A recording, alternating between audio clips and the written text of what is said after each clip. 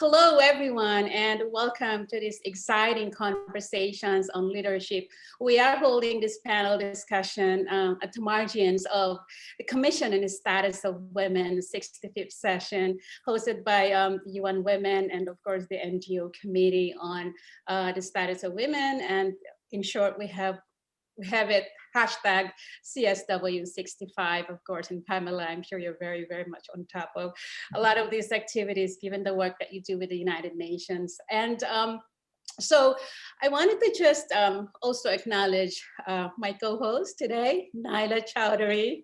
Naila and I have been together working on a lot of things, specifically in women's economic empowerment and social impact at the intersection of investment and education, training, coaching, and a lot of just opportunity, like potential and projects opening up a lot of opportunities for women.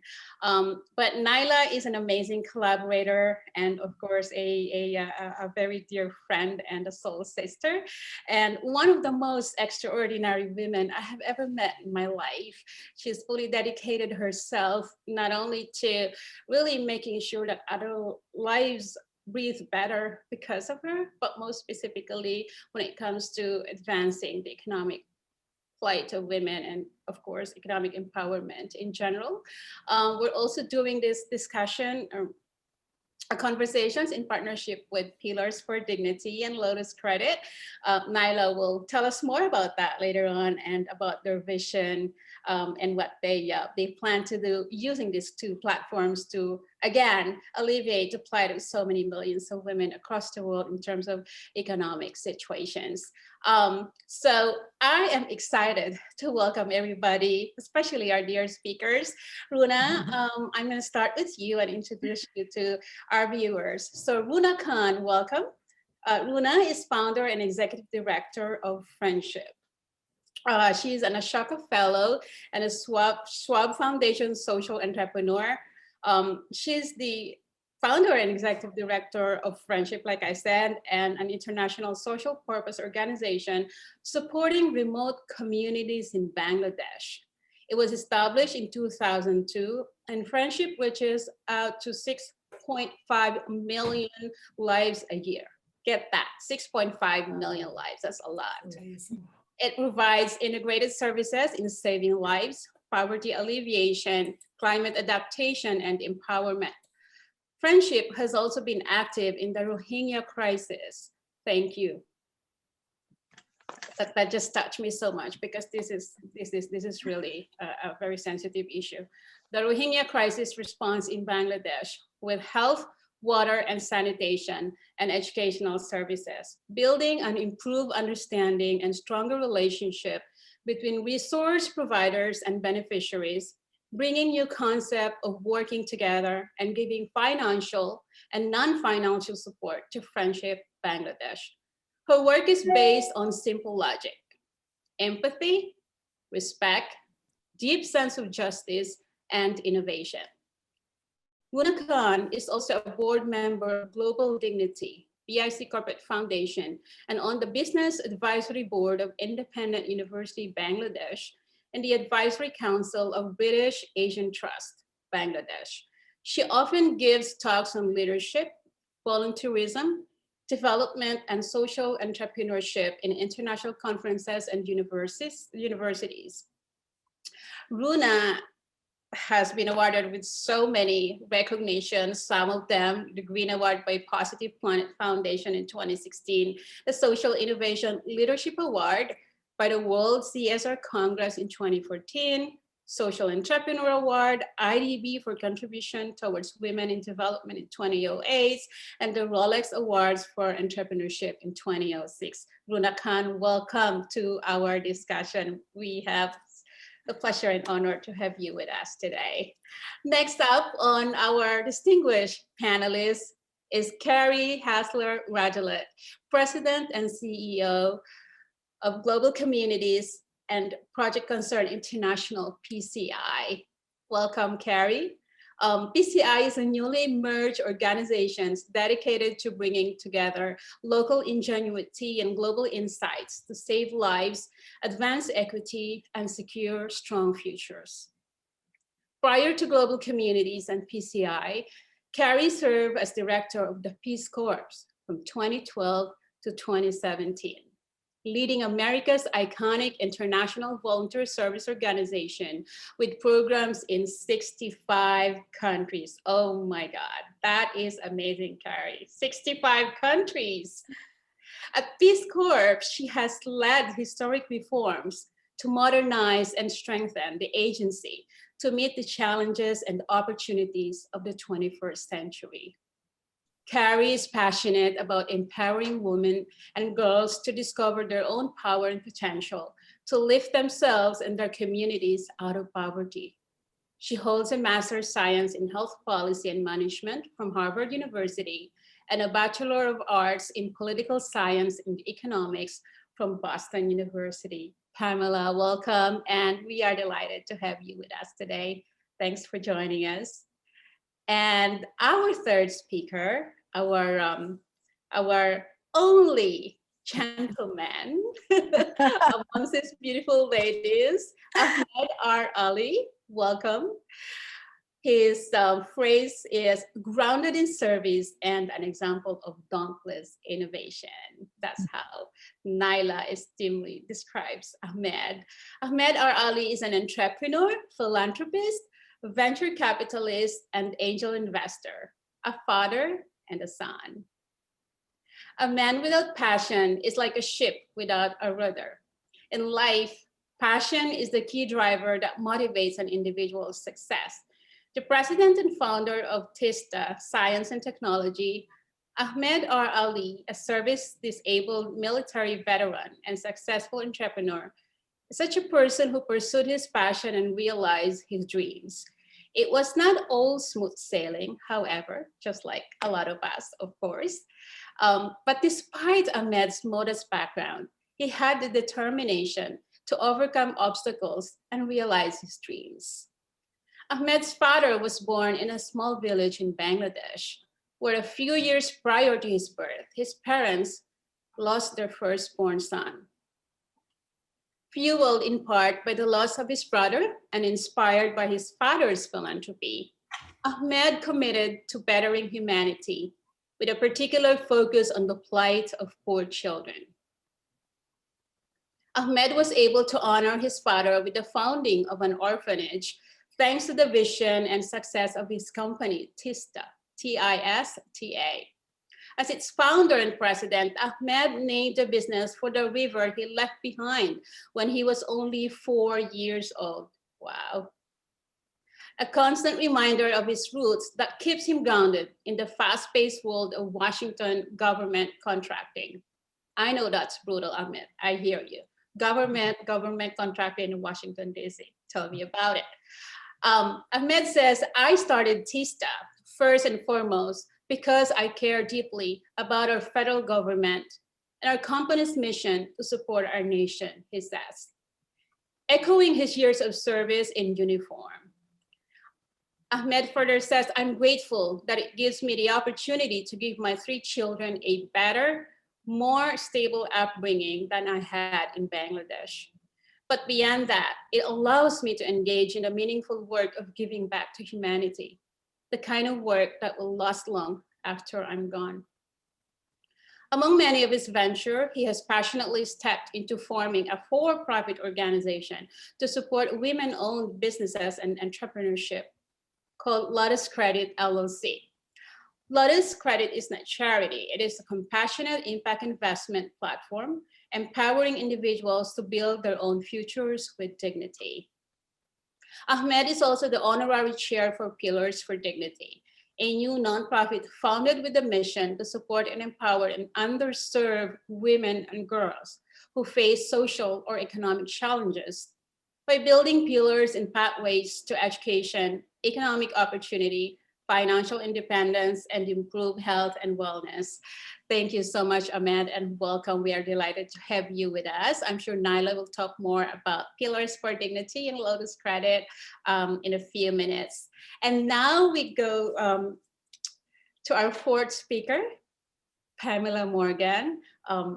Pamela, I don't know how much I admire you when I started reading about your work, because it really is important what we do in connecting, on the ground programs and projects with the work of the United Nations as well, and just raising that awareness in terms of in general women's empowerment, and how we plug that into the entire global system that is the United Nations. So Pamela Morgan is the executive board member from May 2019 up to present of NGO CSW. That's the NGO Commission on the Status of Women. She was elected as a member at large at NGO CSW at the United Nations to represent women in NGOs. Go, Pamela.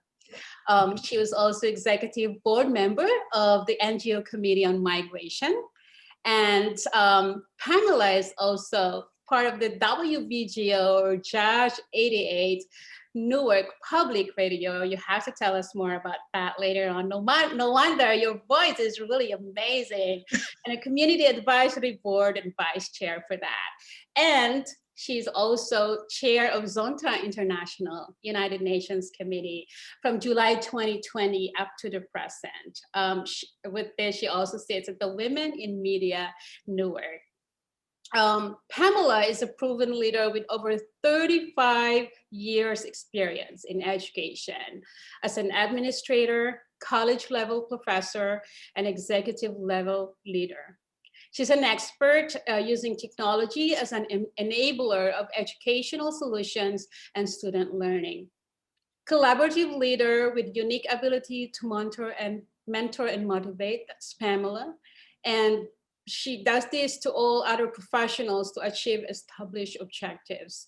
She has an extensive experience with grant writing, project and program implementation, and evaluation. She's an ideas person with histories of developing and securing funding to implement innovative programs in support of student advancement. Pamela, that is an amazing, amazing work that you do, and really, really badly needed, especially right now, post-COVID. Well, I'd like to call this post-COVID, although we're still dealing with COVID, but hopeful that it's gonna be post-COVID. But the work that you do in terms of funding programs and projects for the advancements of students, this is really, really key, Pamela, and I'm sure you're gonna talk to us more about that later. She's an experienced producer of conferences, workshops, and special events to enhance employee performance, as well as for community empowerment and enrichment. She's a film producer, as well as founder and director of Women in Media Newark, an organization that advocates for women using film, video, and new media as its platform. Pamela Morgan, welcome to our discussion. We are so honored and delighted to have you. So there you go, ladies and gentlemen, our foremost amazing leaders whom we are honored to have with us today. I'm gonna dive into the first question, and we're just gonna go from one to another with that. So my question is, of course, Runa, you have to take the lead on the first shot of this one. Could you tell us more about your journey? Your life's journey, how you became who you are right now, what motivated you, what was the catalyst of your journey, what made you step out of your comfort zone and follow this passion that you are doing right now, and how do you look forward to many more years of being an unstoppable leader in the space where you're right now. So Runa, thank you, Janet. Thank you. Thank you, Janet. To shrink the last 20 years of my life into, which has been, I think, the culmination of the passion that I have, something that I have always wanted to do since I was young, is to serve people and work with human beings, one-to-one. And putting that in 2 minutes time or 3 minutes time, it's going to be a challenge, but I shall try. I started working with my organization. Well, I come from a very privileged background. In Bangladesh, many people all over the world, there are people, coming in from privileged background, so untouched, kept in a kind of a glass bubble where you do not really see reality around you. And, I was brought up like that. And in spite of seeing poor people or slums, it's not the same as when you see people who are in their own context and yet living hand to mouth with literally nothing, day by day, but with such innate dignity and such innate courage. And this is what I saw, and this is, I think, what transformed my life. From that glass bubble, which was totally shattered, I entered into a world where I needed to work with people who were actually, today I realize, in the forefront of climate migration. So I started working in 2002 on the rivers of Bangladesh and on the Brahmaputra, the Jamuna, which is very near, Ali, your Tista. The Tista comes and falls on the Brahmaputra. And these are rivers which are constantly shifting, moving. People are migrating. Their land is migrating. And there were over 42 million people, living along the coastal belt and on the rivers in this condition. And it was impossible for me, when I witnessed, a mother sort of coming, feeding her child in the day, because she says that she will fall asleep and won't know that she's hungry, or that she doesn't have that 1 cent to buy a candle so that they can eat at night, or to see a child die of diarrhea where a 5 cent could have perhaps taken her across, to somewhere where she could have got care. And I couldn't leave these people behind. And as I say that, when you realize that you can do that little bit, if you don't do, that is really, really inhuman. The realization that you can do something leads to a responsibility, whatever you can do. And I started working in this context, in this area. And today, the organization kind of snowballed. Everything I did was impossible. The hospital ships were impossible. Having schools in areas where there was no infrastructure of any kind was impossible. Legal aid was impossible. Financing was impossible. Everything was impossible. But I see the difference in 20 years, the impact that it has made and is continuing to make. And directly, we are serving more than actually 6.5 million people every year. Amazing. And thank you. So I am just it's not pride, but I'm humbled by the fact that I can do this, and I'm humbled by the people that I have who are associated with me and the organization. And so we have developed a healthcare system, which today I think has been the only system where we have now, there's a bilateral agreement with the government to kind of use this system. A lot of our training manuals have been accredited by the government, and we're also training government people with this for health, education, climate work, and of course, access to justice and finance. Amazing. Runa, thank you so much for sharing that with us. I'm sure that there's a lot more to what you just said, a lot more stories to that, and really excited to get to know more, not only of your heart, but also the work that you do. Is there a website that you can share with our viewers? Yes, to find out more about the work that you do. Yes, of course. So it's www.friendship.ngo. So if I may continue, so I started Friendship in Bangladesh, and I was the first organization actually in the world to start an international organization after starting in the South, in a developing country. Right. And because I realized soon after starting my work that it was very difficult to fit into every single organization's agenda, funding organization's agenda, because the people who needed help needed it in a very specific way, and you could not come in with a project. You needed to develop projects to make the impact happen. So I started Friendship International. I started it in 2006. It was registered. I started it in 2004. So it's based out of Luxembourg and working in 5 European countries, where all the board is pro bono and working board. And of course we have staff also,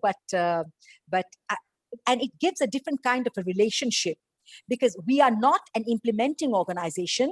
nor are we a donor organization. We are a global team which works together with strengths. Like I get a lot of management help, accounts help, etc., from the international, bodies, because we as an organization working in the South do not always have financial capacity of being able to get people, from the top management, but then, who have got, who are expensive.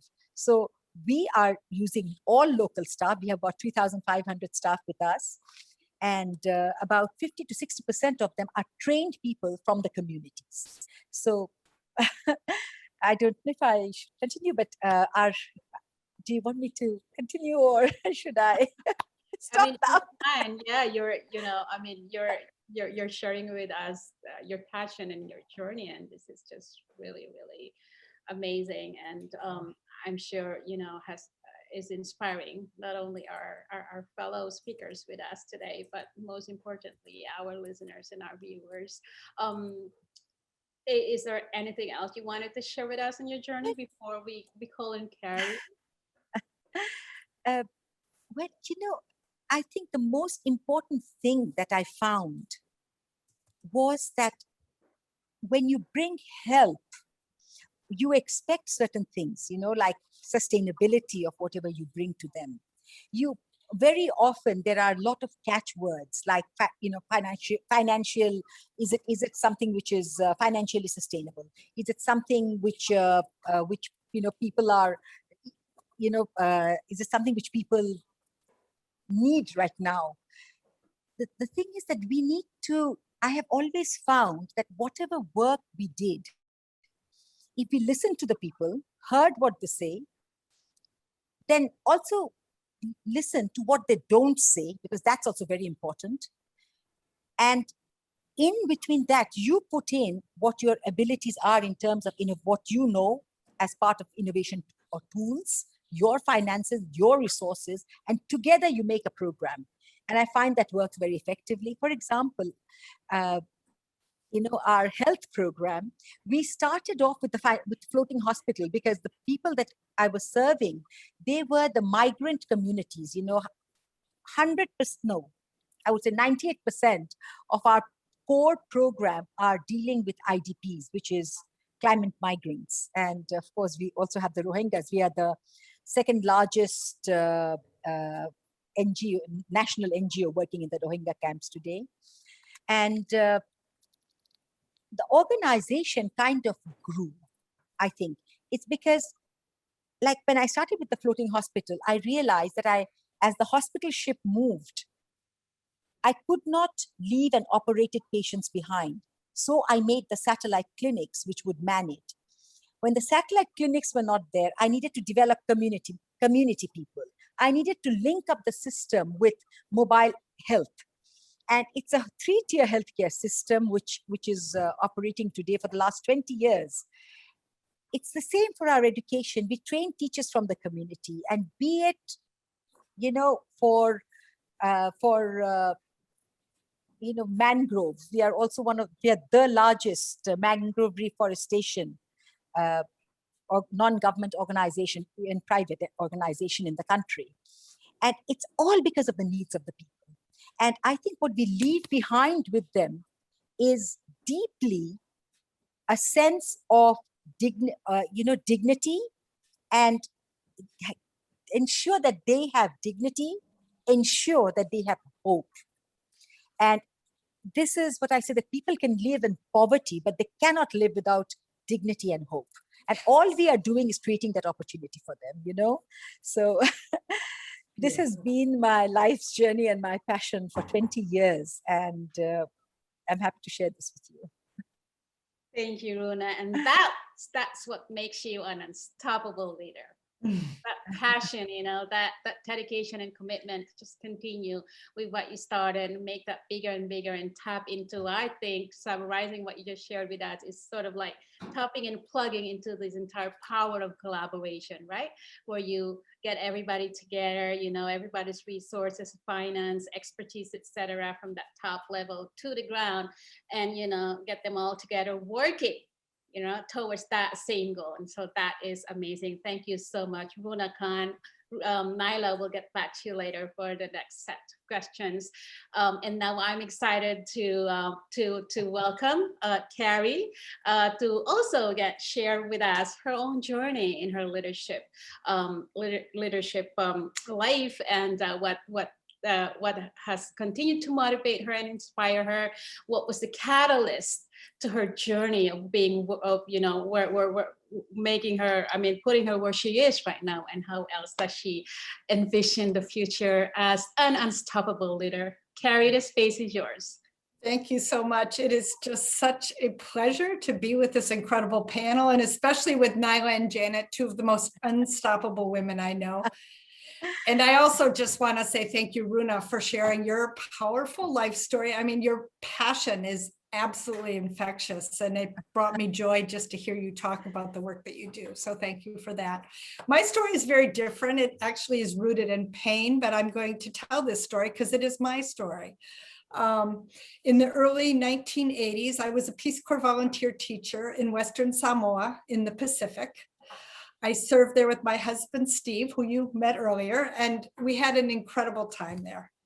It was there in Samoa that I discovered my passion for girls' education and women's reproductive health, and that changed my life forever, and I'm so grateful for that experience. That said, it was also in Samoa that I encountered the most difficult challenge of my life, which was my sexual assault on 3 occasions over a period of 18 months by my immediate Peace Corps supervisor. Each assault took place in the Peace Corps office. He stalked me when I was unaccompanied by my husband. He preyed on me during the few moments when I was either alone in the photocopy room or in the library or in the office after hours when there were few people there. He pushed me down every time. He pinned me to the floor, tore my clothes, attempted to rape me, until each time I fought for my escape, bruised and terrified. After it happened, I felt numb. I was embarrassed. I was enraged. I felt completely humiliated. And I blamed myself, which was perhaps the most painful part of it. It's not uncommon for victims of sexual assault, survivors of sexual assault, to blame themselves. I feared no one would believe me. And I was scared that Steve and I would be forced to leave the work we loved so much in Samoa. I didn't want my assailant to steal my Peace Corps experience. I had wanted to be a Peace Corps volunteer all my life, and I did not want to be seen as a victim of sexual assault. And Peace Corps, like most places in the 1980s, had absolutely no provision for reporting or addressing rape or sexual assault. So there seemed no point in disclosing what had happened to me. The only person I told was my husband, Steve, whom I swore to silence. And I have to say that his pain and his rage and sense of hopelessness was perhaps even greater than mine, because he could do nothing to protect me. So we buried the violations as deeply as we could and kept silent. I completed my Peace Corps service and eventually left Samoa after 2.5 years. And my assailant continued to work at the Peace Corps for another 15 years. Again, I think it's important for me to say that despite the pain and terror I experienced at the hands of my attacker, Steve and I had the most magnificent Peace Corps experience. It changed our lives, it brought us great joy, and it transformed our careers, and it made us who we are today.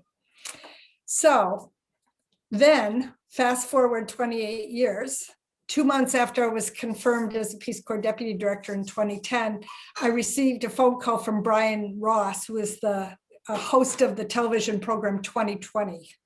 The show was going to do an expose on Peace Corps and its lack of support for some volunteers. And I reluctantly agreed to represent Peace Corps on the show, even though I was brand new and really unprepared. On 2020, I was confronted by the real, painful, deeply personal accounts of 6 Peace Corps volunteers who had been sexually assaulted during their service. And their service ranged through time. Some were very recent, some were 30 years ago, like my service. And even more painful was the story of the Pusey family who had lost their beautiful, courageous daughter, Kate, a whistleblower who had been tragically murdered in Benin after reporting the sexual misconduct of a part-time Peace Corps staff person. Their stories were so hard to hear. They shared their deep grief, their concern, and their anger over the way the Peace Corps had handled their situations over the years, and their stories. Their own personal stories pointed to the love they felt for Peace Corps and their own service, and their desire for real change. Peace Corps had failed them. In failed them, we had contributed to their pain and had hampered their recovery, and their stories were clear evidence of the need for change. And what I found was that their stories were my stories. As a survivor, hearing their accounts forced me to confront my own sexual assault, because for nearly 30 years, I had buried my own painful story deep within myself and had told nobody apart from Steve. I knew that if I was to lead the agency in its time of crisis, I would have to own my past and then go public about what had happened to me while serving as a volunteer so many years ago. I would have to tell my children, my parents, my siblings, my fellow volunteers, my friends, and the Peace Corps community about my sexual assault. I would have to step out of my comfort zone to speak my truth.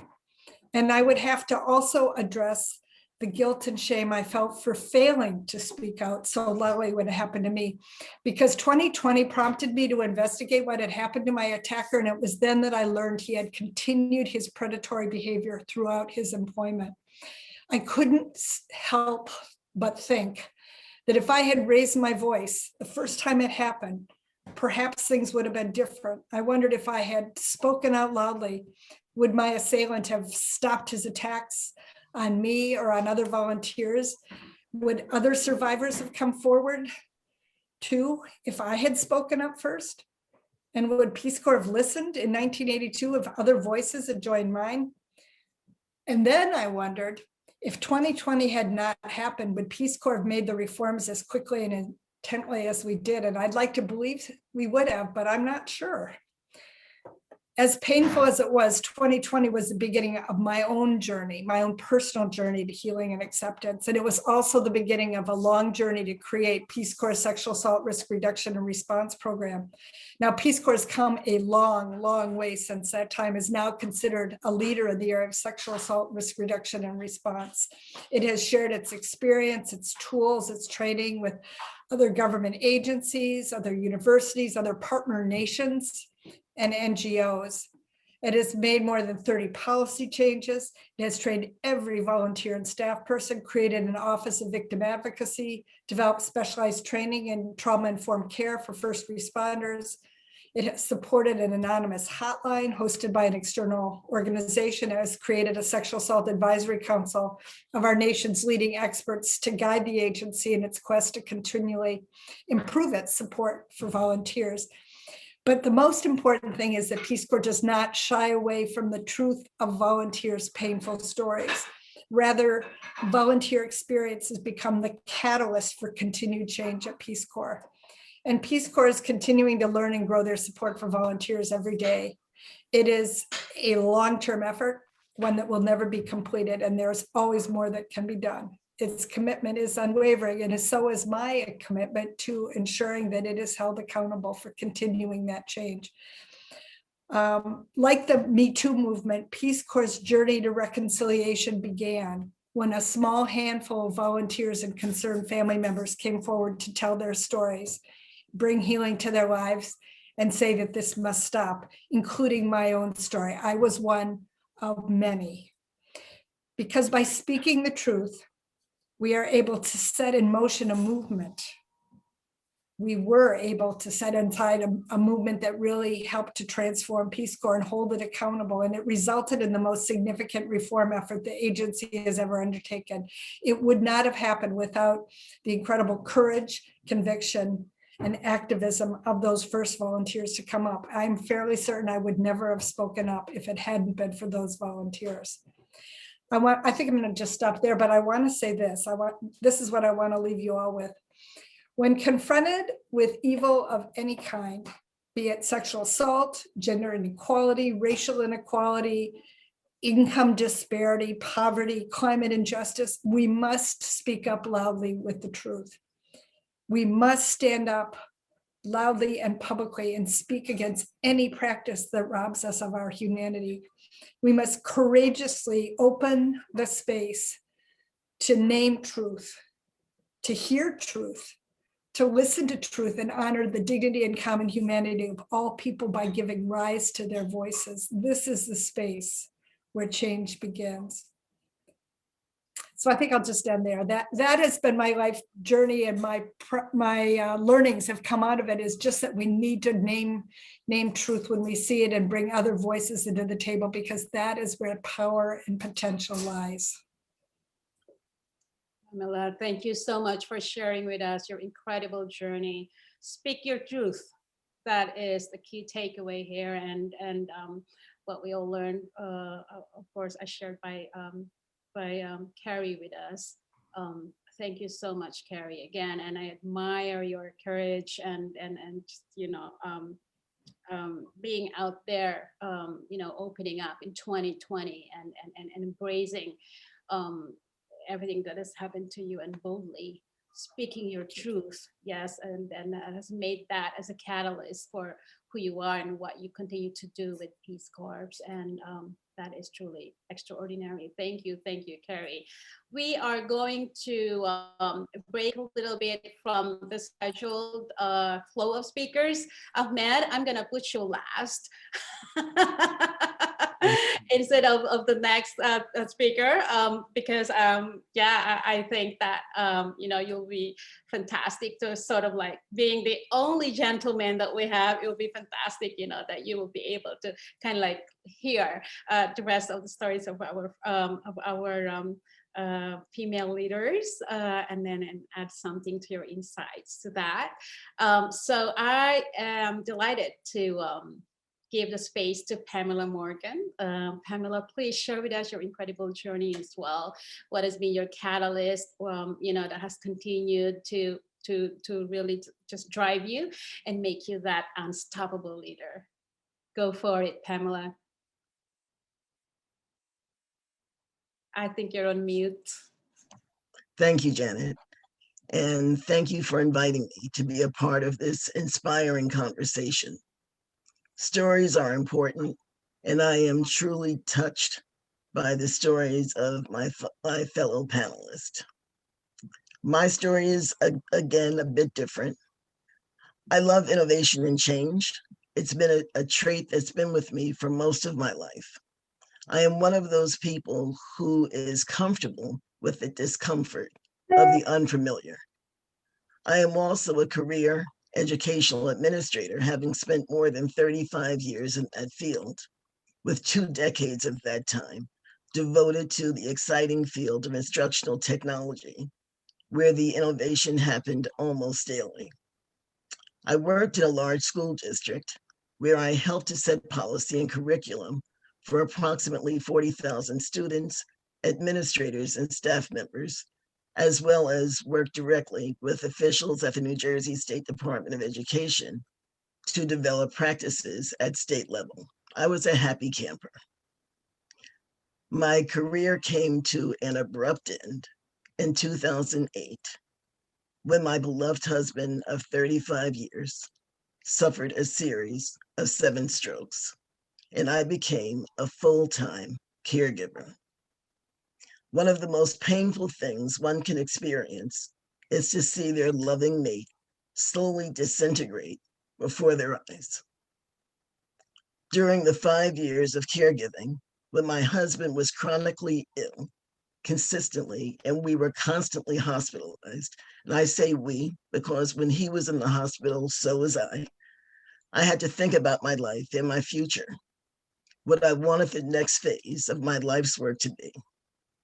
So, based on my career with the instructional media, I founded a nonprofit organization that focused on educating the public about global issues facing women, using film, video, and new media as our platform, and an array of independent films by and about women, as well as producing other film-oriented initiatives. After my husband's passing in 2013, I decided to expand my work and began representing Zonta International at the UN, where I am now their UN committee chair with teams in New York, Bangkok, Geneva, Paris, and Vienna. And as Janet mentioned, I serve on the executive committees on the NGO Migration and NGO CSW. Now my work focuses on women in migration, gender-based violence, child marriage, and the global women's movement in general, including working on the implementation of the SDGs, remembering that the critical issues identified in the Beijing Platform for Action are as relevant in our COVID-19 environment as they were in 1995. Thank you. Thank you so much, Pamela, for sharing with us your journey. Incredible, incredible indeed. And I'm sure Nyla will have a couple more questions for you after that. It's just really I wanted to emphasize the importance of storytelling based on Pamela's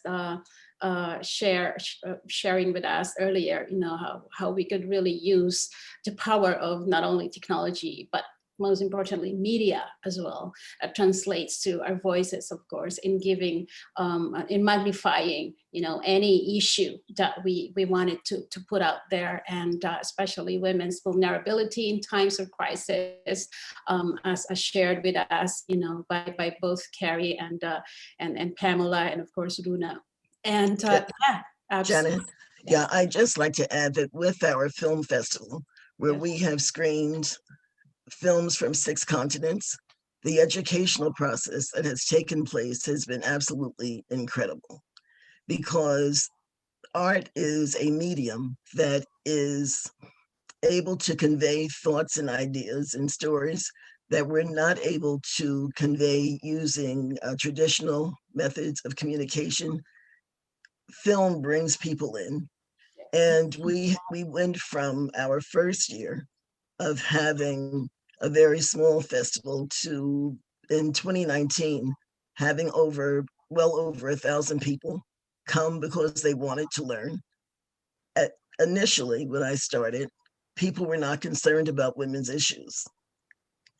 And now we get calls from filmmakers. We are able to launch without any issue the films that tell the stories that raise awareness to global women's issues. And I'd love to have contacts with our fellow panelists to see if they know filmmakers who we would be able to work with.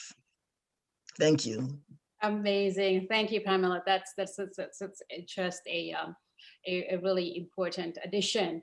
And yeah, absolutely, completely agree that, media is really key to really further, or again, like I said, share stories, real stories, true stories of so many women out there whose voices needed to be heard, but not only women, people in general, because again, filmmaking and storytelling is truly powerful in conveying those messages that otherwise won't be heard by so many people. And again, Pamela, thank you so much for sharing this with us. Truly magnificent leadership and journey you've had. And again, like I said, Nyla will have more questions later on after this, so we can find out more about the stories of our leaders. Thank you again, Pamela. And now we go to Ahmed. Ahmed, thank you for joining us. And I want to say you are on mute, so if you can unmute now and share with us your journey and what has been the catalyst for your life as an unstoppable leader. Well, hello everyone, and I just got to say that I'm so honored and feel so privileged to be a part of this panel today. Some of the stories were just so moving and inspirational to me. This continues to make an impact. And my story really is, when I was in my 3rd year of college and engineering school, I was sitting in my living room watching Top Gun by Tom Cruise, which was probably the greatest recruitment film in the history of our country. And I just sat there and I was like, you know, I've always wanted to travel the world, and here's Tom Cruise flying all over the world. And I was like, that's it. Light bulb went off. I was like, I've always wanted to join the military when I got out, more to get the training and education, but I was like, I'm going to do it now. So I joined the service and the United States Navy, and I got to tell you, joining the military was like a major wake up call. You know, it like hit me like a ton of bricks. You know, it gave me it really, like when I was going through school as a younger child, you know, I really didn't know what I wanted to do in life. I wasn't really as focused as I should have been, wasn't surrounding myself with the right people. But joining the service really gave me a sense of purpose, a sense of pride and love of country. It gave me a sense of focus and determination, and most of all, traveling the world, getting exposed to different cultures, different religions, people of different economic and social backgrounds, socioeconomic backgrounds, different people, you know, all different people from around the world. And it gave me a deeper appreciation for the important things, many of the important things in life, such as wanting to make a positive difference and, you know, helping the less fortunate, especially when you're traveling to third world countries, which, you know, even though I was born in, you know, in Bangladesh, I came to America when I was young, so I didn't really get exposure to a lot of the poverty that, you know, and challenges we face in a lot of these third world countries. But traveling in the service really opened my eyes and gave me such a sense of gratitude and appreciation, not only for what we have and sometimes we take for granted, but to see how other people struggle and live, and, you know, how much, you know, pain they go through in a daily life. The value, I believe, the values instilled in me in the military, such as, you know, the honor, courage, commitment, the ability to think outside the box, thinking strategically, what, you know, looking at something with a laser focus, wanting to get something done, to really help me shape my thoughts and make good informed decisions. But one of my personal experiences I wanted to share is, you know, what really impacted me is one time when, you know, I did 3 deployments in the military in war-torn areas around the world. And when our naval warship was deployed at the Persian Gulf one time, and you know, we were tasked to board Iraqi ships to see, you know, if they had United Nations authorization to operate in the Gulf and come in and out of Iraqi waters. And I witnessed a lot of human cruelty at that time. You know, we board these ships outside of our regular job, which, you know, my job was in the technology engineering field, but we had a lot of extracurricular duties, and boarding these ships, you know, to see firsthand people treated so inhumanely. They had no dignity. They were given no respect. They were treated like animals. And most of these people on these Iraqi ships were, you know, majority from either India or Bangladesh. And I was shocked, you know, and many of these people in their families in months. Their families don't even know if they're alive or not. You know, just as an example, I'll use Bangladesh as an example because I was born there.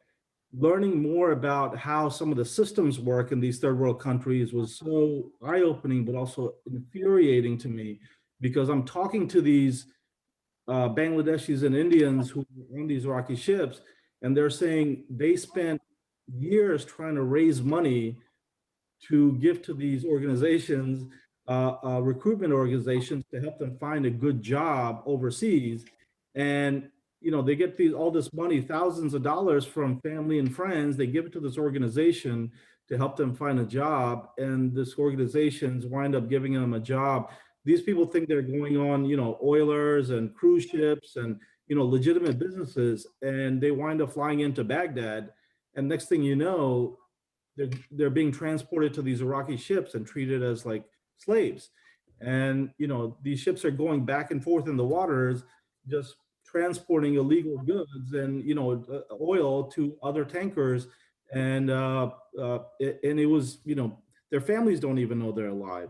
And they don't know what their fate will be. And I've met so many people on these ships say, you know, Ahmed, will you take a letter from me and just put it in a mailbox so at least my families will know that we're alive, because we haven't seen them in, you know, a year, 9 months to a year.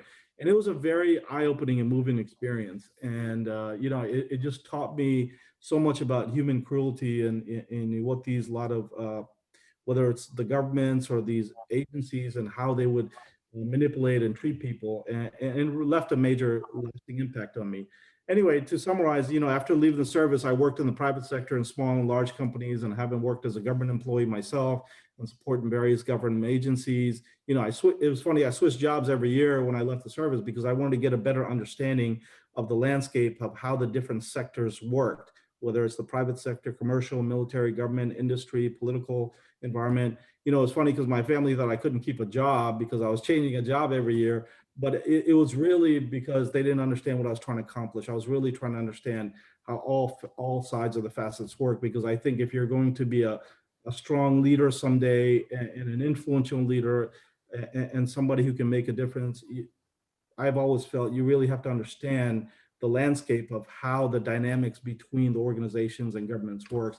And these combined experiences really enabled me to understand the business world, the government world better, and it helped me understand how to start and grow companies, whether it's for-profit, nonprofit, because you want to be able to do it the right way. And sometimes I think companies don't succeed or are unable to scale or grow because they don't have the right leadership in place. And to me, it's always about putting in the right leadership and having the people who have the experiences to lead and grow organizations, and in turn they can make positive impact to their communities. So thank you.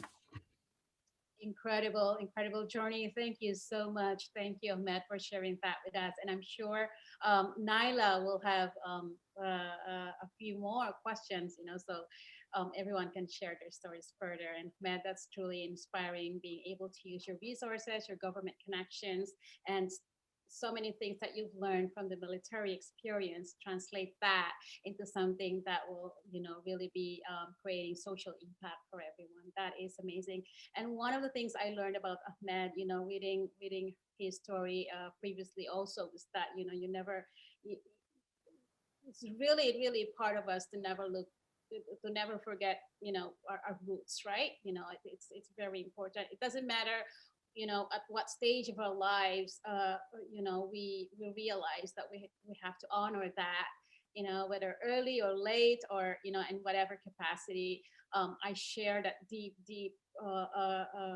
passion with you, Ahmed, in terms of really making sure that we honor and acknowledge our roots, and we do our best to use our resources, finances, experiences, and connections, etc., to at least make sure that other people breathe better, from where we come from, like that. So thank you so much. And I think this is a point where I transfer space to Naila.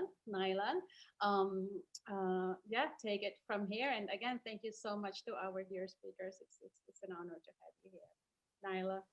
Thank you, Janet. I'm so grateful for this long trusted association between us. I think it has been years, right? 2012 onwards, Janet and me, we've been working in UN during the General Assembly and otherwise. It's been a beautiful journey and an exposure for me, coming from Bangladesh and a late immigrant here. But like, my story is nothing compared to what I've heard from Runa, Carrie, Pamela, and Ahmed.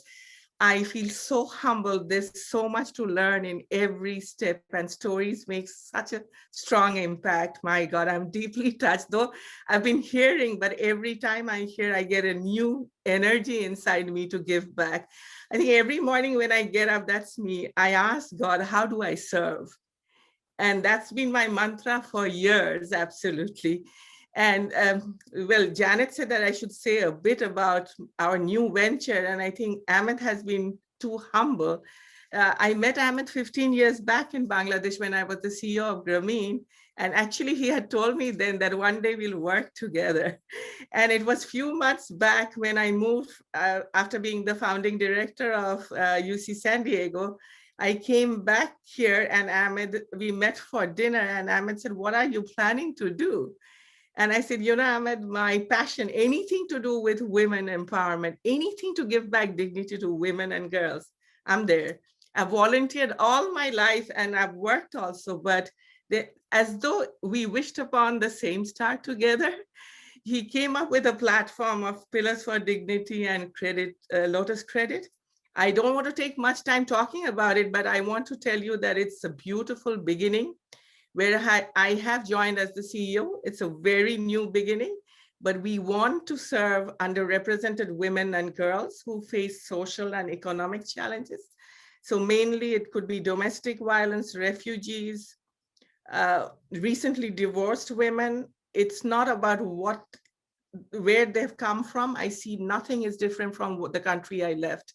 What I did in Bangladesh, in America, there's so much where women can't raise their voices, even in positions they are, but they cannot because of the social pressure.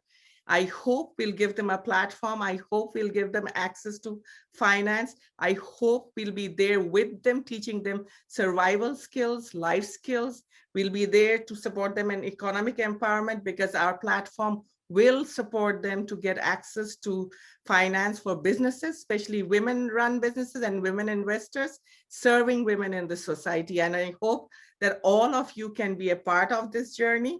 So Amit, thank you. And it's a very exciting beginning. We have other partners, so you'll hear more about it. But today is all about you. So I've already taken time, and I just want to tell you, your stories are extraordinary. Not only are you unstoppable leaders, I know how our viewers will come back and will connect you with questions also later on. But I see no matter where you come from, because all you leaders are from different backgrounds, but this is common thread connecting all of you. And I was getting super excited, but I'm a very emotional person. So I realized that all of you have one thing in life, that is purpose and passion for humanity, to serve. That is the thread which is really connecting you all. And I realized to be unstoppable or to be different, at times you're born with it. And I see so much spark in all of you. And I'm so grateful for that. My God, you all are amazing. But you always look at the bigger opportunities of transformation and supporting people. And I do realize, Runa, I remember you always saying, but I think every time you have that can-do attitude, where that's the most powerful driving force when the world tells you, especially coming from third world country, that there's so many times they say you cannot. And that's where you stand up and say, I can. And that is the force, because being women also, that's the first thing they tell you, no, you cannot do that. There's so much back pull, right? And that's where you go forward saying, of course I can. And that is something people have to take in the heart, that nobody should stop you. And it always leaves a sort of mark in my heart when Steve Jobs had aptly said that the people who are crazy enough to think they can change the world are the ones who do. So I would say unstoppable leaders are that. So chime in when I'm talking, because I talk a lot. But then I would really come to questions, which is the same for all of you. And it is that you all are unstoppable leaders, but I see that how you embrace and practice resilience, compassion, empathy, love, and dignity for humanity. Why are all these so important? Because at times nowadays, leaders forget this part when they reach a position to care. And how can we consciously cultivate more of it in our lives? Runa, may I start with you? Thank you, Naila. It's been, it's not that I started out trying to become a leader at all, but on this journey, I realized one thing. One is working with verity. I think this is a vision, verity, keeping your foot firmly on the ground. And when you move on this journey, you take everyone with you. And it's only by taking everyone with you on this journey that you actually succeed. Because you can be a leader for a year, 2 years, 3 years, 5 years.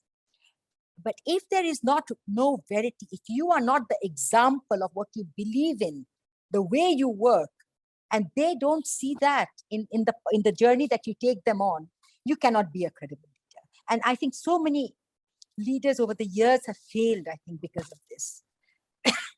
Excuse me.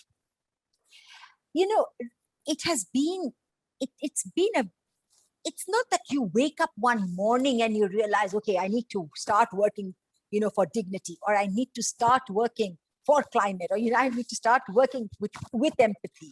It doesn't happen like that. your life, your decisions which you make in life.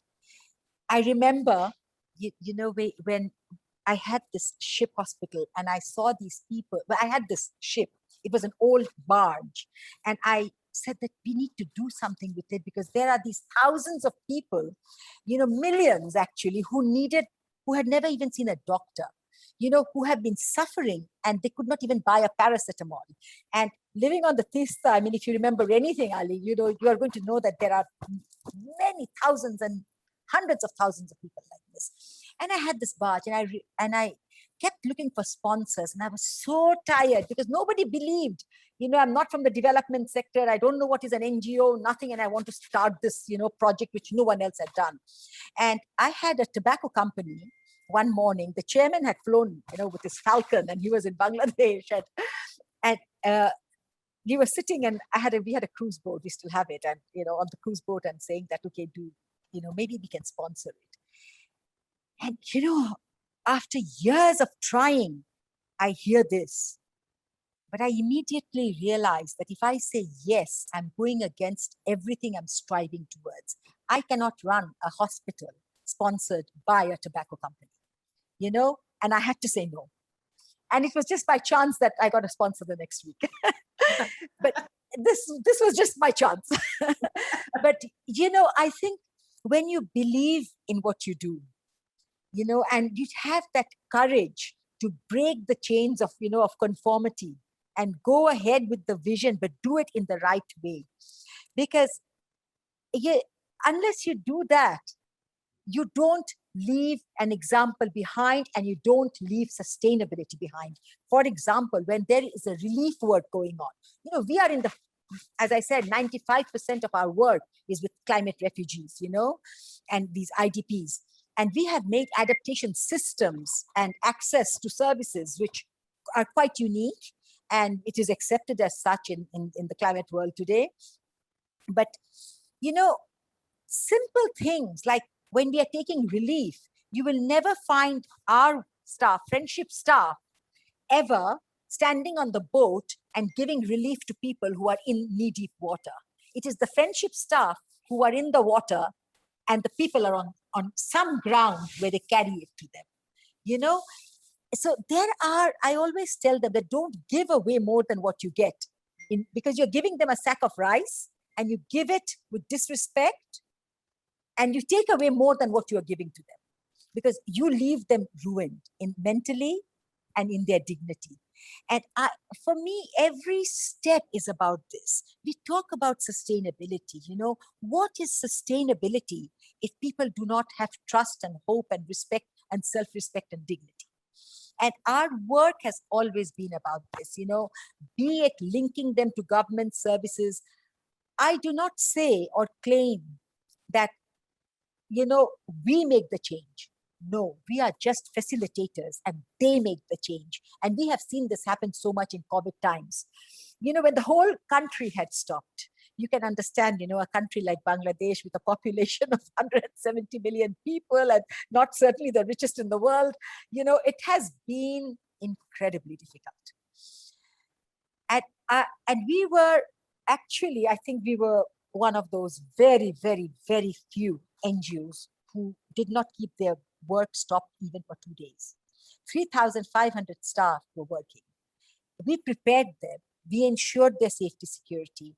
My prayer at night was, I hope nobody ever loses their jobs. I don't want to fire anybody because what are they going to do? Mm-hmm. And, we found the people that we had served for, that we were at the service of, or what you call beneficiaries, they are the ones who suddenly stood up.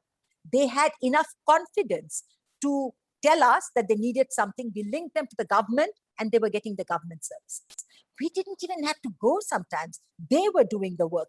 These are the frontliners. They built something which was like a food bank, that a rich person in a chore is a person having 2 cows or 5 cows, that's it. So that's a rich person in the chore, ensuring that through our system, the poorest were getting some food every day. So no one goes hungry. it was not us, it was them. All we did was facilitate. And this journey where you have to take everyone with you, I think is that this journey of dignity, courage, resilience. And you need to set this example daily in your life. And I think for a leader, that's I think, the first thing to do. Be an example of what you say, what you do, what you are, and you take your whole group with you and you succeed. Thank you, Runa. You know that I follow you all the time on what you do. You make me so proud and humble. And our relationship goes years and years back. And hopefully coming days we'll work. You are my kind of woman, Naila. So thank you. I'll come back to you again. Carrie, may I ask you the same? Sure, thanks. Yeah, no, I think I can remember it. First of all, I just want to say, Runa, everything you said so resonates for me, because my work has really been all about serving and serving others, but really the joy you find in seeing people discover their own power and potential and raising their own voice so that they can become the leaders and drivers of their own journey out of poverty. So I want to thank you so much for taking that. And I was thinking about talking more about the kinds of things that you talked about. And so, but because you did it so beautifully and so eloquently, I think I'm going to actually shift my answer and talk about the internal journey. But before I do that, I want to say one thing. And I do think that the conversation we are having today is the missing ingredient. We don't talk enough about how to bring resilience, empathy, kindness, compassion, and love for humanity to our work. We don't talk about it intentionally, and that's part of why I'm so adamant about the importance of raising our voice, because if we did talk about it, it would be so much easier both to point out examples of where love and kindness and empathy and honoring of dignity and humanity is happening, and we can also speak out when we see that it's not. So that's one thing, again, just keeping with the theme of it, the importance of speaking up. But the other thing is that we need to create the internal conditions within ourselves in which love and resilience can thrive. So I think I'm just going to talk about that for a minute. For me, that begins with my faith, which undergirds everything I am in my life. It brings me peace and calm. My faith is essential to who I am as a perfect person. I try to begin every day and end every day with meditation and prayer and inspirational reading, because it grounds me and gives me a love for humanity. I also find a huge sense of purpose and perspective and joy in being in nature. I try to walk in the woods every single day, not only for exercise, but because it really makes my heart sing, it makes my spirit sing. I am deeply grateful for the wild places in our lives, and it just is another thing that brings me joy and gratefulness and humility, and that allows me to be a better leader. There is so much beauty in our world, and we have to protect it. These practices, drawing closer to God and being within the beauty of our earth, that is what brings me joy and gives me the strength and helps me to channel my energy towards the work that I do and the people who surround me with love. One thing that I also have learned in my career is the importance of having relationships to sustain us. Relationships of trust are the most important thing in the world. And that is true in business, in government, in service, in life. Relationships are at the root of everything we do. It's what anchors us. It anchors us to ourselves. It anchors us to God. It's what anchors us to other people. The people in my life inspire me and bring me joy. And that is where I see the evidence of dignity inherent in all people. And I'm talking about friends like Naila, who I've only known for about 4 years, but she brings me joy every single day. My family inspires me and teaches me and also brings me joy and helps to connect me to my passion. In connecting with others, we realize that the things that unite us are so much greater than the things that divide us. When I was a Peace Corps director, I had the the great privilege and honor of being able to travel to more than 45 countries to visit volunteers who were living in service with communities for 2 years. And the bonds of friendship and trust that I witnessed between the volunteers and their communities brought me so much hope, and also made me realize that true change begins within people's hearts. And in order to bring about true change, we need to build relationships with them. We need to sit with them. We need to hear their truth, and we need to listen deeply to them so that we can learn from them, and that together we can build a better world. So those are just a few reflections. Thank you, Carrie. Those are amazing reflections. And know that from the time we met, I think we bonded instantly. Yeah, we did. We did. Absolutely. I know that 2 o'clock, if I need you, you'll be there. And I'm so grateful for that. And I feel the beauty you see in others is the beauty reflection of you. You're amazing. You're amazing. Thank you. We'll come back to you. Pamela, let me go to you. Thank you. You know, it's interesting to note how common themes have been echoed throughout all of our responses. And it's clear that this is really a panel of kindred spirits. So kudos to you, Naila and Janet, for putting together this theme. I've enjoyed Ahmed's humor and Runa's passion and Carrie's enthusiasm. And I'm a more laid back person, but I thrive on your energy. So thank you all. Throughout my career, I've always considered myself to work in service to others. My purpose has been to show kindness, competence, love for humanity in service to others. Transformational leadership requires an awareness of the need for every individual to feel valued. Practicing these tenets most often, not always, but it allows us to reach each individual, enabling them to reach their full potential. A very simple way to cultivate these valuable characteristics is to practice the golden rule and to use it as an example for others to emulate. Treat others as you wish to be treated, do unto others. And it seems hokey, but it really does work. I was drawn to Zonta International because of our organization's focus on human rights. The first line of our vision is Zonta International envisions a world in which women's rights are recognized as human rights, and every woman is able to achieve her full potential. Respect for humanity, support for those in needs, and love of God and family, including extended family, and I adopt everyone, are principles that have always guided my work. Thank you. Thank you, Pamela. Our journey has just begun, and I think we're going to do many things together. Thank you for being in the panel with us. Absolutely. Now I go to Ahmed. Ahmed, may I ask you the same question? Yes, thank you, Naila. I really appreciate this opportunity on this question. You know, growing up, I've always been a supporter and champion of children's causes my entire life. My parents, I think in the introduction, it was touched upon, I lost my older brother. My parents lost their first son before I was born, so I never got a chance to meet him. So my father was always a champion of children's causes. I didn't understand it growing up as a child. He was always donating, giving his time, supporting children's causes, and I didn't really understand it. I thought, oh, that was cool. That's a great thing. I'll hang out with dad.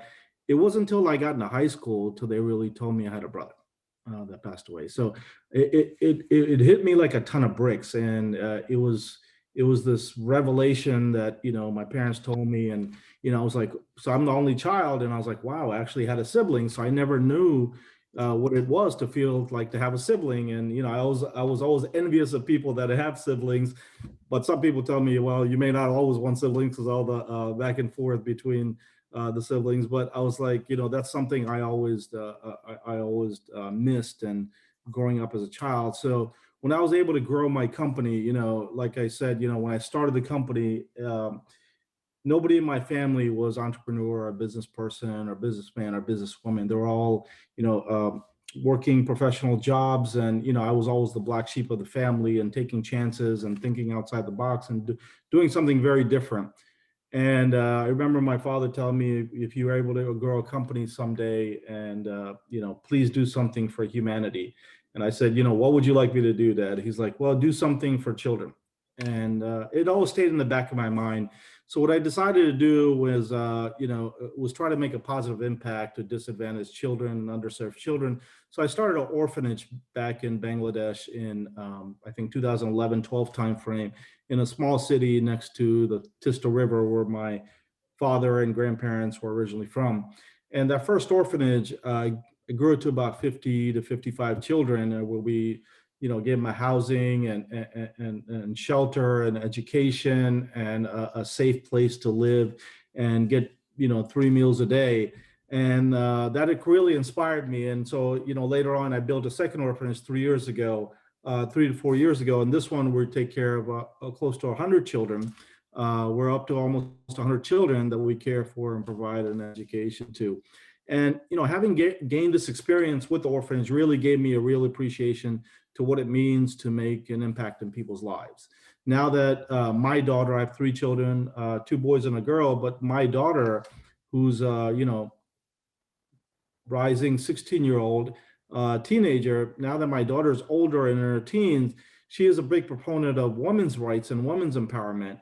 And I've always wanted to support her passion to help underserved and underprivileged women. So I decided to help start a new nonprofit organization called Pillars4Dignity, an organization whose real mission is to support and empower underserved women and girls who face social and economic challenges by building pillars and pathways toward their education, providing the economic opportunities, financial independence, and improved health and wellness. And this new organization, Pillars4Dignity, really helps strives to help underserved women come to realize their full potential and their light by reclaiming and restoring their dignity and self-esteem. And my daughter and I wanted to make a positive impact on underprivileged women, underserved women, and girls, and give them really the opportunity to seek education and training and get their dignity back. And the orphanage that I built in Bangladesh was really a boys' orphanage. And the reason I'm sharing that is because my daughter, who now lectures me on a daily basis and keeps me in line, is asked me, Dad, why did you build an orphanage just for boys and not girls? And that's a legitimate question, but it's sometimes it's hard to explain to people. In some of these countries and areas and rural areas, you can't make a co-ed organization of children of like orphanages and things like that because of safety concerns. So I explained that to her, and she understood, and she's like, Dad, I would really like you to build an orphanage for girls. And I said, sweetie, that's my goal someday. I hope you will help me establish that and help me develop that. And because I know how proponent you are of women's causes and girls. So in my current IT company, we support various veterans initiatives as well. Now having the experience of supporting orphanages and women's empowerment and veterans initiatives, military veterans initiatives, it's really given me more of an understanding of how to be an effective leader, and leading with compassion and humility. And I think sometimes in our industry, we have leaders who, forgive me for saying these words, more cutthroat, more focused on, profitability, more focused on things that are leading away toward understanding the human nature of individuals and people that work for them. And, I wanted to really, it gave me understanding to be an effective leader, to motivate and lead people. And I like to surround myself with people like that. And I make more of an effort to lead by example, by leading and motivating others, and leading by rewarding those who not only do great work in their regular jobs, but by rewarding those who make a positive impact on their communities, on their spare time. And that really makes me happy on a daily basis to see people who love doing their job, but also love making impact of people, everybody around them. Thank you. Thank you, Ahmed, and thank you. I really am excited with our journey, and I see what you actually are, because now I'm working closely with you. So little do you do justice when you talk about how humble and how giving you are in serving women and girls and empowering them. So stay tuned. We'll tell more about Ahmed later. And right now, because of time, I would like to briefly, like if you could answer briefly, what advice would you give to your younger self? And what would you have done differently knowing what you know now? Runa, let's start with you.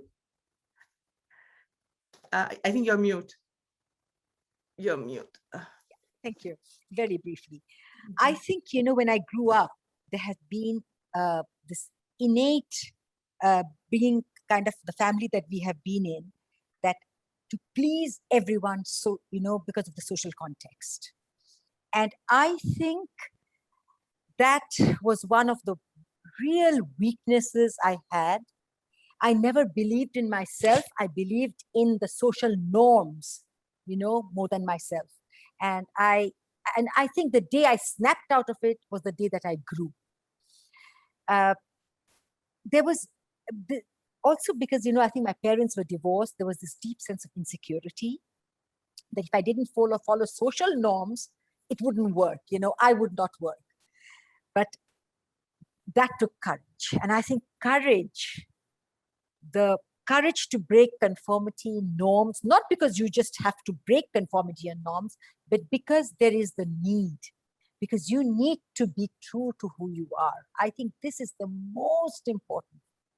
You know, you talk about humanity, we are a humanitarian organization. Your actions have to be humane. Can you do that? You have to, you know, walk the talk. And if you have the courage to do that, I think that is what is going to go a long way with you. And I would tell people who are around me today that a woman's gentleness, her silence, her capacity to bear is not a sign of their weakness. It is the sign of their strength. Absolutely. It is the sign of their strength. And a woman has to know that. Thank you. My God, you spoke my heart. Carrie. I think I'm going to talk about the same theme, actually, courage. What I would tell my younger self is to be courageous or to fight fear. I really feel that fear keeps us from thinking big, from taking risks, from stepping out boldly, from speaking our personal truth, and from being fully who we are. And fear also keeps us from holding our leaders accountable. It takes courage to speak truth to power.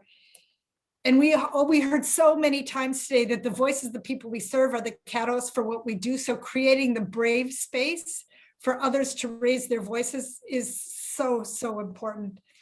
The other thing I really loved, and this came from the description of Ahmed, the fact that he is dauntless. I love that. I love that term. I haven't used it very much, but if we all live dauntlessly with love, the world would be a better place. And I think you can live dauntlessly if you live courageously and without fear. So I guess I'll just end with that.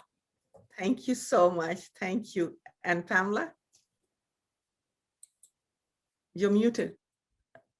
I'm sorry. I'll be short. I think I would tell my younger self to be brave, speak truth to power, and fight.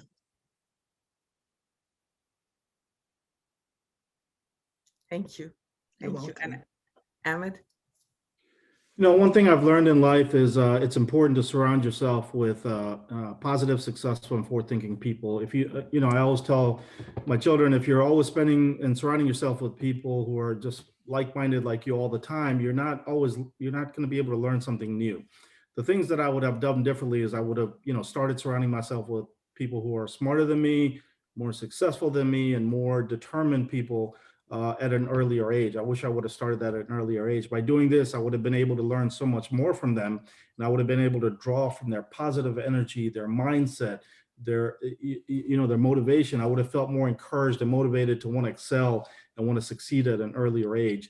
So as a younger self, I would have just advised myself to start getting involved with charitable, non-charitable, and nonprofit causes at an earlier age, as it would have given me, I think, more deeper of understanding and appreciation for humanity and the many challenges that are faced by so many around the world. And, you know, sometimes when we're young and or students in high school or college, we tend to focus on our own personal and financial problems and woes, but we rarely realize that there are people around the world who are struggling significantly more than us. And we tend to fail to realize that despite all our problems, we're significantly better off than so many people around the world. And we tend not to appreciate what we have. So I always encourage my children to surround themselves with friends and colleagues who motivate and inspire them.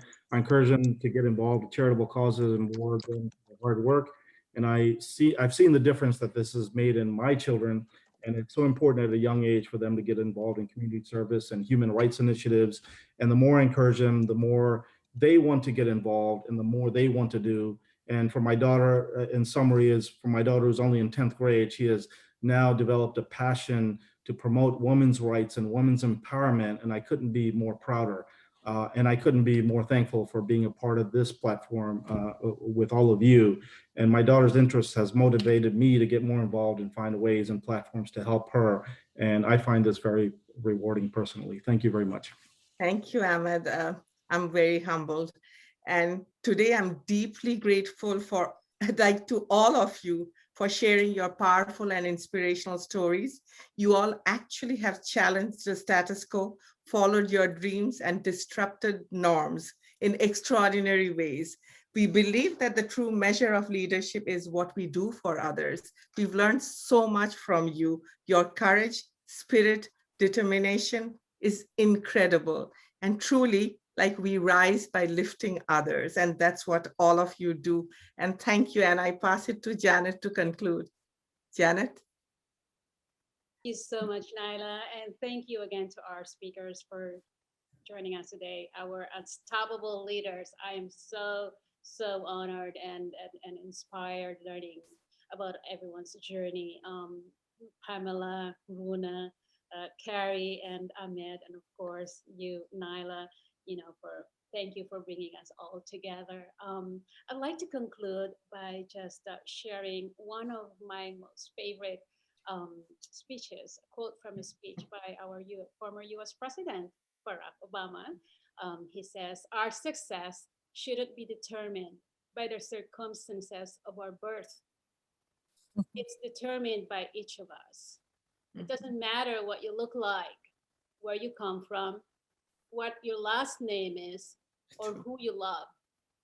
What matters is the strength of your work ethic and the power of your dreams and your willingness to take responsibility for yourself, but also for the larger society." And I think this is the most apt sentence, phrase to describe each and every one of our unstoppable leaders who have joined us today. You all embody this powerful words spoken by our Barack Obama. So with that, I thank everyone, and I'm so excited to get to know you more, each one of you. And Naila, again, thank you so much for getting us together. And it's such a pleasure and honor and a delight having everyone. Thank you all for sharing with us your journey. Thank you. Thank you.